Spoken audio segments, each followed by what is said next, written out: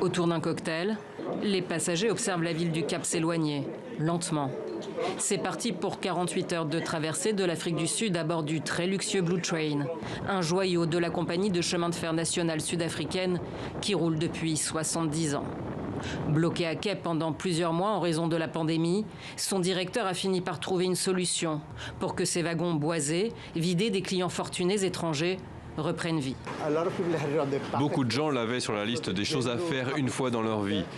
Mais pour le grand public, en Afrique du Sud, c'était inaccessible. Nous avons donc baissé les prix pour le rendre abordable aux Sud-Africains.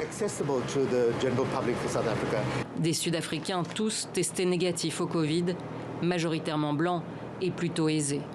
1 300 € minimum par personne en pension complète, cela reste inaccessible pour beaucoup dans un pays aux inégalités bien visibles, au-delà des rails. Mais pour la majorité des voyageurs, déguster un repas 5 étoiles au son du saxophone, c'est une première. Retraité des chemins de fer, Piet n'avait jamais voyagé au bord du Blue Train. Pas question pour lui de rater le spectacle du lever du soleil sur le désert du Karoo.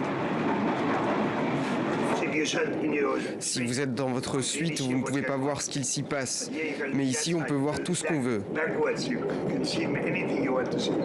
Première expérience aussi pour cette mère et sa fille, qui partagent un dernier verre avant l'arrivée à Pretoria et après 1600 km d'émerveillement. Si je pouvais, je le ferais une fois par an. Cette année, je fais le Cap Pretoria.